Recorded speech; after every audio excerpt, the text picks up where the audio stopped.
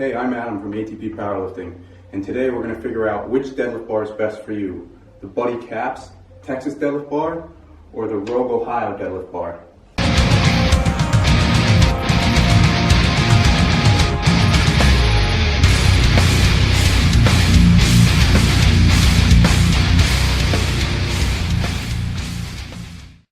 First, we're going to look at the Rogue Ohio deadlift bar. Now, this was the first deadlift bar I picked up, and I just bought it directly from Rogue. Although I have used other deadlift bars in the past at other gyms, this was the first one I outright owned by myself. So, I did end up going with the Bear Steer bar over like a Cerakote or a zinc coat or a chrome coated bar. Number one, because it was cheaper, and number two, because the knurling just feels way more aggressive on a bar that doesn't have any coating on it, and it's bare steel. The reason behind that is you don't have any coating in there filling in that knurling. I mean, the bar will require more maintenance like this, but realistically over the long term, you're gonna end up having a bar that looks pretty much like this anyway, depending on how long you have the bar and how much you use it, because those coatings usually end up coming off. At least the zinc coatings do. I can't say that the Cerakote one will. I've had chrome bars where the coating comes off, and I've had zinc bars where the coating comes off. So, let's first start off with the knurling on this bar. It's very aggressive and it's in great shape. Sometimes you see errors with manufacturing on the knurling, such as where you can see where they started and stopped the knurling process. On this bar, it just looks very seamless and there's no errors with the knurling. Next, the Rogue Ohio deadlift bar uses a snap ring to retain the sleeve onto the bar, which is pretty nice, and we'll talk about that later. Now we're going to take a look at the Texas deadlift bar. Now, this barbell has substantially more width than the Rogue Ohio deadlift bar, and there's two major reasons for this. First reason is the barbell itself, this part, not the sleeve, is a half an inch longer.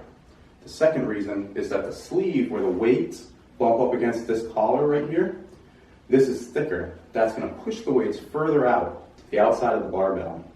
And combined with the longer barbell and the weights being pushed further out, that's going to make the bar have much more flex. Now, some people are really going to like this because that's going to have your starting position higher. If you can pull the slack out of the bar, now you're going to be in a better starting position. Someone who likes to yank the barbell more, kind of just yank into it, not pull the slack out, then pull, probably isn't going to like this bar, because once you start, if you try to yank on this barbell, it's just going to try pulling you right back down as soon as that whip hits.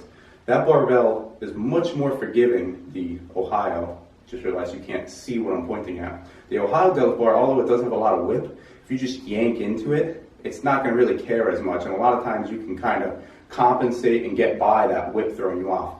And this one, if you don't pull the slack out of the bar, you're not going to have a good time. So unlike the Ohio deadlift bar, the Texas deadlift bar, instead of using a snap ring to hold the sleeve onto the bar, it uses a roll pin to hold the sleeve onto the bar. The knurling on the Texas deadlift bar is also very well made. I don't see any flaws in the manufacturing of the knurling, and it is also very aggressive. So let's go over which bar I think is constructed the best. Now, I don't think it's going to be the one that you think I think it's going to be, that I think I thought that you thought that you think that I thought it was. So, coming back to the way that both of these manufacturers make these bars and the way that the sleeves are held onto the bar. Like I said, the Texas deadlift bar uses a roll pin design, and the Rogue Ohio deadlift bar uses a snap ring.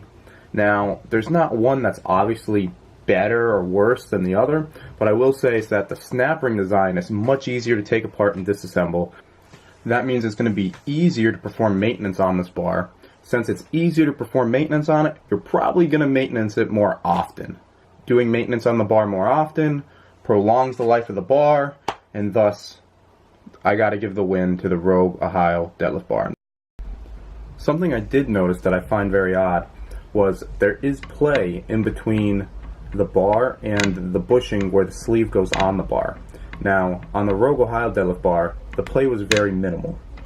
On the Texas bar, on the other hand, there was a pretty great amount of play. You didn't only feel the clunk going back and forth, but you could actually see it.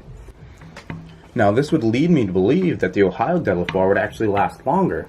There being less space in there for that bar to bang up against that bushing, you would think that would have to allow that bushing to last longer at the very least. Now you'll notice that the Texas deadlift bar towards the end, the very end where it meets the sleeve, you actually notice doesn't have any knurling on it, whereas the Ohio deadlift bar still has its knurling there.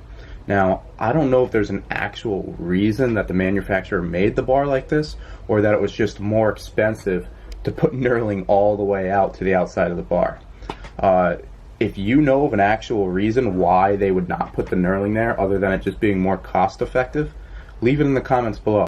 The only reason I could really think of is maybe they did that so that if you wanted to put bands across that part of the bar instead of putting it across the sleeve, it wouldn't chew up that band as much, it being smooth already.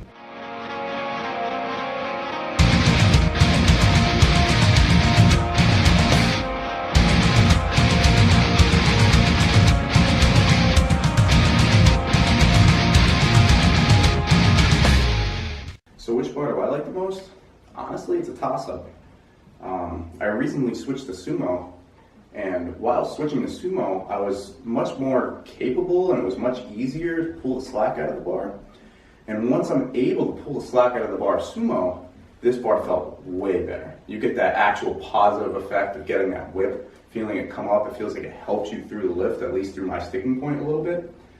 But with conventional, I was just never efficient at pulling the slack out of the bar, which would mean I'd pull some of the slack out of the bar. But overall, at some point, I would yank it a little bit, and then I would get that repercussion of yanking it, and I get thrown back down towards the floor. So every time I pulled conventional on this bar, I hated it. A couple weeks into pulling sumo, tried this barbell again, absolutely loved it. So it's really going to come down to which kind of puller are you. Do you like to yank the bar, or do you like to pull the slack out of the bar? If you pull the slack out of the bar, this is going to be a higher starting position, and you're going to get those benefits of the whip helping you bring the bar back up. You're still going to get those benefits out of the Ohio deadlift bar, but they're not going to be as great. There's not going to be as much slack you can pull out of that barbell. But the benefit of that is if you do like yanking the bar, you will be able to get away with it much easier. So like I said, the first bar I got was the Rogue Ohio deadlift bar. So why did I end up getting a Texas deadlift bar? I mean, besides the obvious reasons, me like spending a lot of money on things that I don't need because I think equipment's cool and I just want everything that's underneath the sun.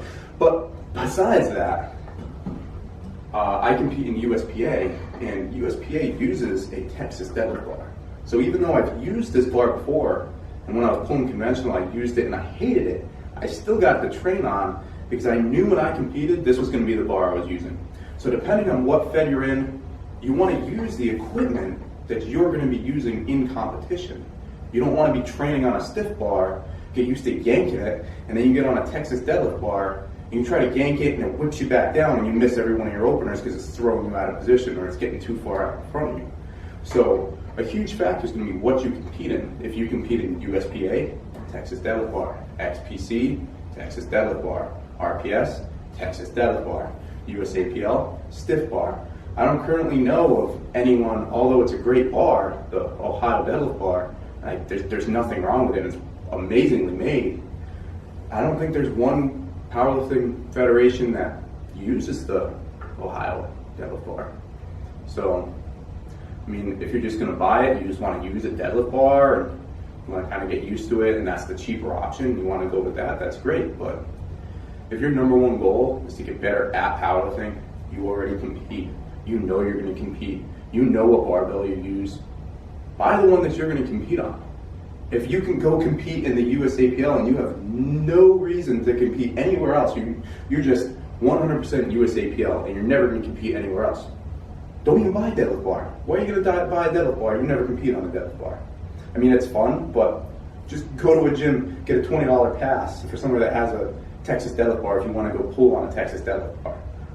Why go spend upwards of $300 plus, depending on which one you get, plus shipping, to try it? Go somewhere, pay 20 bucks, try the bar. If it comes down to you need a bar to train on for your powerlifting meet, then just get that bar that you need and that you compete with in that federation. Don't get an Ohio deadlift bar, train on it for months, and then come over and try to compete on a Texas deadlift bar. Everyone's going to tell you, we're almost the same thing, they don't feel any different. They feel different.